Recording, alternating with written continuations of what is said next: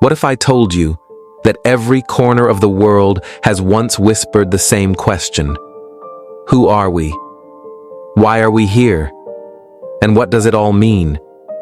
From the peaks of the Himalayas to the temples of Athens, from the sands of Persia to the scrolls of China, humanity has never stopped thinking.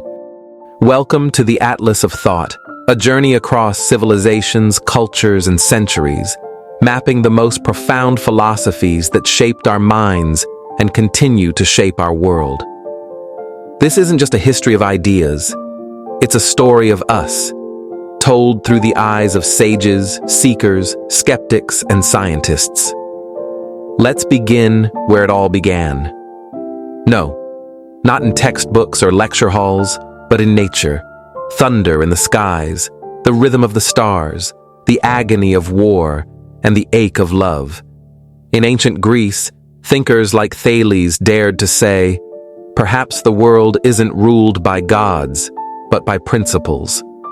Heraclitus said everything flows, pantarai, a poetic hint at modern physics.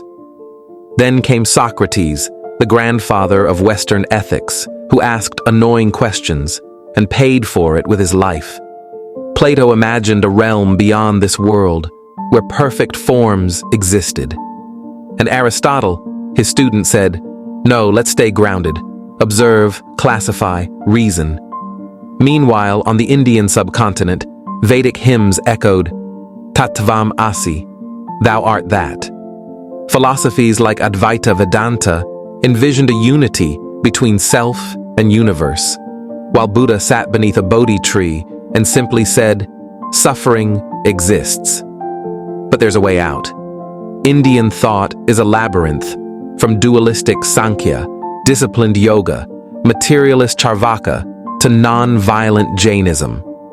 As the Rig Veda once pondered, who really knows where creation came from? In China, Confucius preached family, hierarchy, and virtue, a philosophy rooted in relationships.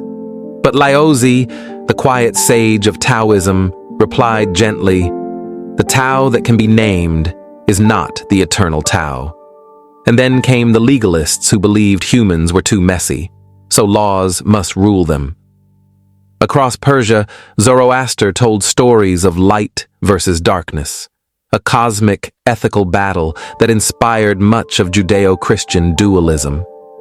As empires rose and religions flourished, philosophy merged with theology.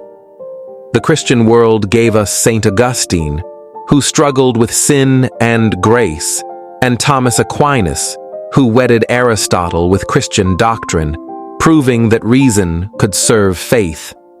In the Islamic world, scholars like Avicenna, Ibn Sina, and Averroes, Ibn Rushd, preserved Greek thought and added their own brilliance, from medicine to metaphysics. And Al-Ghazali asked if reason alone could reach God. In Jewish philosophy, Maimonides wrote, The Guide for the Perplexed, a dazzling attempt to marry revelation with logic. Meanwhile, in India, Shankara's Advaita Vedanta declared the world as illusion, Maya. In China, Neo-Confucianism tried to reconcile Tao, heaven, and human nature.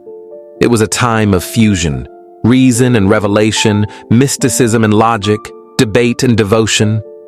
As the Renaissance dawned, philosophers broke free from theology's embrace. Descartes said, I think, therefore I am. And just like that, the age of reason began. Locke, Hume, and Spinoza explored experience, empiricism, and ethics. Kant asked, what can we know? What should we do? And laid down the foundations of modern moral thought. Rousseau whispered that civilization corrupts us. Hobbes thundered that without rules, life is nasty, brutish, and short. And utilitarians like Bentham simply asked, what brings the greatest happiness to the greatest number? Europe was now the new Athens. But the questions remained timeless. Enter the stormy 19th and 20th centuries. Hegel spoke of dialectics and history's grand unfolding. Schopenhauer said, "Life is suffering," echoing Buddhism. Then came Nietzsche, smashing old values with his hammer, proclaiming, "God is dead," and urging us to become the Übermensch, the higher self.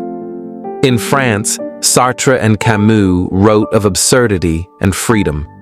In Germany, Heidegger questioned the very meaning of being. But not all minds were in Europe. William James and John Dewey in America championed pragmatism. What works is what's true. African Ubuntu philosophy whispered, "I am because we are." Feminist philosophers like Simone de Beauvoir asked, "Why has woman always been the other?" And in our time, questions rise again, not from monasteries, but from machines. Can I think? Does consciousness require a body? What if machines become moral agents? As Nick Bostrom warns of superintelligences, philosophy returns, this time to Silicon Valley. The philosophy is not dead. It's not locked in ivory towers or dusty scrolls. It's in how you argue on social media, in the ethics of your smartphone, in how we treat the planet and each other. Every philosophy we've touched today will unfold in its own dedicated episode. From Plato's forms to Zen's silence, from Taoist flowing to Kantian commands, this series will dive deeper, gently and profoundly, into the mind of humanity. But remember, philosophy isn't just what the sages wrote. It's what you believe.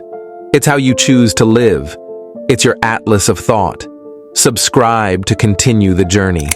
Comment with the philosophies that shaped you. And in the next episode, we begin where it all started, in ancient Greece. Because the questions haven't changed, only the answers, and the courage to ask them again.